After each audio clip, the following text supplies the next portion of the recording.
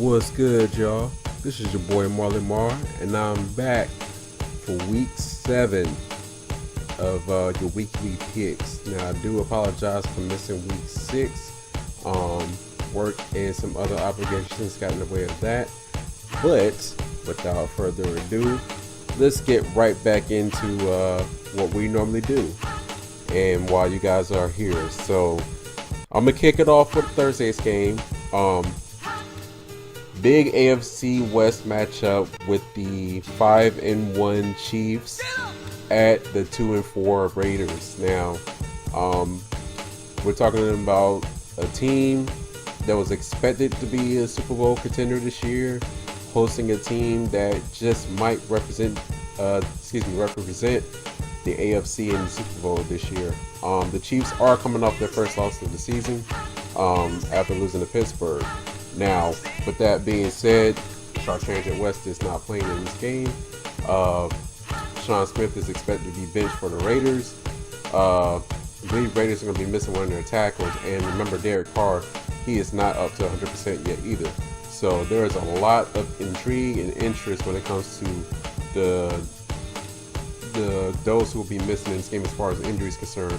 On top of that, you gotta wonder exactly what the Chiefs' mind state is coming off of that loss to Pittsburgh. They did manage to make a comeback somewhat, but it did fall short.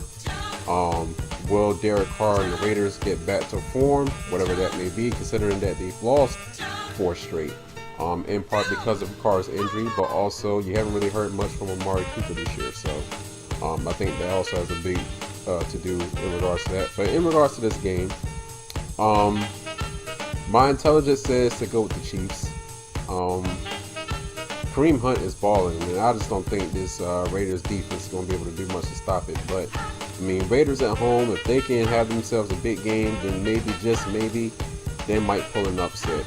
I'm not going to go against the trend on this one. I'm going to go ahead and go with the Chiefs. I do think it'll probably be somewhere around the area of like 27, 23, something like that. Next game up, Tampa Bay at Buffalo. This is more or less dependent upon the health of Jameis Winston, in my opinion. Even though Fitzpatrick did play serviceably in their loss in Arizona after he went out. I don't know. It's a hard game to call only because of the Buffalo Bills. The Bills have one of the top defenses in the league, and they're coming off of a bye, so that I think that's going to matter more than anything. And considering this is a home game for the Bills, I'm going to take the Bills. Also, I think this will be another close affair. Carolina coming off of that Thursday night loss at home against Philadelphia. They go to Chicago. Now, Chicago has made a habit of beating teams that they probably shouldn't beat. The Panthers have had 10 days since that loss, but I do not think that you are going to see any upsets in this particular game. Even though the Bears did get their first win of the season last week against Baltimore, they still haven't shown me enough to give me a reason to pick them over the 4-2 Panthers. So I expect the Panthers to come out and handle business on the road. Tennessee at Cleveland. I'm picking Tennessee because Cleveland, so that takes care of that. What would have been an interesting game if not for the injury to Aaron Rodgers and him going down. The Saints at the Packers. Brett Hundley's first official NFL start. How will he play against this defense, which has plenty of holes as shown, even though it was an extremely high-scoring affair. That craziness that was the Saints-Lions game last week. I like the fact that New Orleans, after starting 0-2, they bounced back. They won 3 straight. I expect them to win a 4th straight, and I expect them to do so in convincing fashion on the road. So I'm going to go ahead and take the Saints over the Packers. Next game up, Jacksonville. Another team who seems to not know their identity at this point. They beat teams they should beat. They lose teams that they probably shouldn't. Then again, in my opinion, the Rams are a lot better than advertised. So The Jags are going to be at the Colts. The Colts did make it interesting on Monday Night Football up until those last few minutes in the fourth quarter. Given that they're at home, I would like to pick the Colts, but I'm still more of a believer in the Jacksonville defense than I am in the Colts offense, I guess you could say. That being said, if there's even one turnover by Blake Bortles, then this could definitely open the floodgates. But I just don't see that happening. I'm going to go ahead and take the Jags on the road for that one. Next game up in LA. Definitely an interesting matchup. Arizona 3-3 going to the division leading Rams. Yes, I said that correctly. At 4-2. Actually, this is a 1 o'clock game only because these two teams are playing in London. I just want to make sure I get that correct. So with that being said, the Rams, look, you gotta give credit where credit is due. These boys, they show up. I mean, they can play in high scoring affairs. They can play in defensive struggles. I think their one true letdown was the Redskin game, but I mean, I don't even know what to make of that game. Looking at it now, in Seattle is Seattle. I mean, it's kind of hard to beat Seattle, even in Seattle, no matter who you are. But when it comes to the Rams are playing great football right now. And I think their defense under Wade Phillips is getting much better. This could be a potential upset special. Especially with the acquisition and the insertion of Adrian Peterson into the Cardinal offense. But that being said, I'm going to go ahead and take the Rams on this one. I think they've proven themselves to be the better team in the NFC West so far. I don't see any reason why this will let up. But I do think it'll be close. So I'm going to go and take the Rams on that one. The 3-3 Jets, who, look, I've underestimated the Jets all year long. They played tough against New England at home. I gotta give them credit to that. And now here they are on the road going to Miami to play the Dolphins, who at 3-2. Came back, beat the Falcons, had a dominant second half defensively. Did enough offensively to put enough points on the board. But Miami is still a Dr. Jekyll, Mr. Hyde team. Which team is going to show up week to week? I mean, it seems to be that way with a lot of teams in the NFL this year.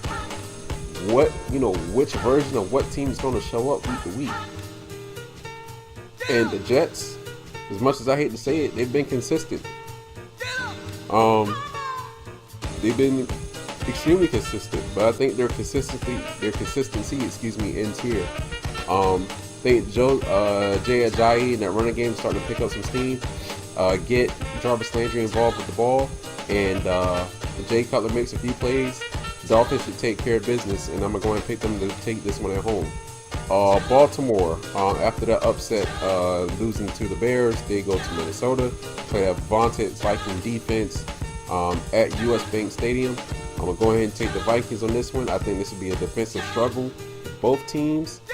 But Minnesota at home, that defense, that crowd, it gets raucous, it gets crazy. And I think their offense is going to be a little more explosive than Baltimore. So I'm going to go ahead and take the Vikings.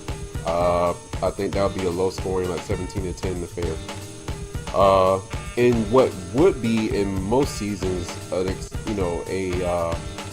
must-see matchup, has some intrigue still. Cincinnati at Pittsburgh. Bengals had a bye last week. They won, 2 straight going into that bye. The Steelers,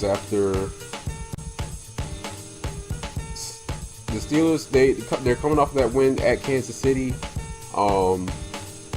They had a few plays that just happened to go right for them. I mean, I don't have much faith in Pittsburgh right now. I mean, I'm going to take them at home, don't get me wrong. but it is hard for me to have enough faith in Pittsburgh right now. This game definitely will be close. I mean, it's a rivalry for good reason. So for that, I want to give Cincinnati, some credit. I think this would be a high-scoring affair, but Pittsburgh at home. If Le'Veon Bell gets rolling, get Antonio Brown rolling, and then Martavis Bryant, and whatever that situation is supposed to be, get the Killer Bees rolling, and then I think Pittsburgh will handle business. Dallas coming off of a bye, also going to 0-6 San Francisco and picking the Cowboys because Niners. I really don't want to talk about that match too much. Denver playing at the Chargers at the StubHub Center. Denver laid an egg, in my opinion, against the Giants. Did not help that they lost Emmanuel Sanders in that game. His health, I think, will be key to watch going forward. But what's definitely going to be key to watch is how this defense shows up on the road. Phillip Rivers got it together when they pull up that upset over Oakland. Can they do it again? I'm going to go out on a limb and say yeah. So I'm going to go ahead and take Melvin Gordon, get that running game going. Phillip Rivers. I'm not gonna say he's gonna shred apart that Denver defense, but I just don't see them getting off the same way that they did in games prior to. So I'm going to take the Chargers in an upset. Surprising, yeah. Seattle at the Giants. The Giants got off the slide last week. I don't think they're going to do it again. The Seahawks are coming off of a bye. Granted, it's going to be a long trip for them, but that being said, Seattle's banged up going into that bye. This will be the game for them to, I believe, now that they've got some should be a little bit healthier. Had 2 weeks of game plan for this game, and given that the Legion of Boom is not going to be dealing with the big time receivers of Marshall, Beckham, Sterling Shepard still out. The biggest threat they really have to work out is Evan Ingram. I think Seattle's going to pin their ears back and get after Eli Manning a lot in this game. I'm going to take the Seahawks in that game. And then there's the Sunday night matchup. We have the rematch of Super Bowl 51, ladies and gentlemen. Atlanta 3-2 at New England 4-2. New England has not looked like the New England that we've come to know over the last decade and a half. All their games this year, save the New Orleans game, have been close, and I think the defense has much to do with that.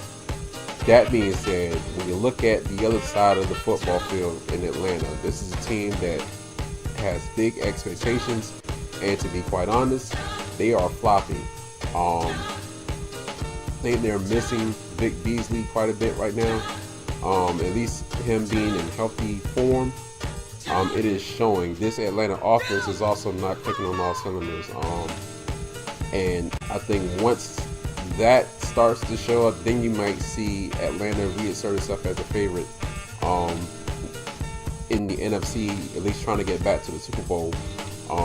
But as far as this game is concerned, look, Atlanta's offense travels any and everywhere. And as much as I like Tom Brady at home, that defense, it is hard for me to give confidence in the defense. And I think Atlanta will be more than motivated after what should have been a celebration for them this year, blowing the biggest Super Bowl lead in the history of the Super Bowl. I believe Atlanta will come into Foxborough hungry, and I believe that they will take this one on the road. I like Atlanta, and I like it in a high-scoring affair. You can expect to see 30-plus points from both teams in this one. Okay,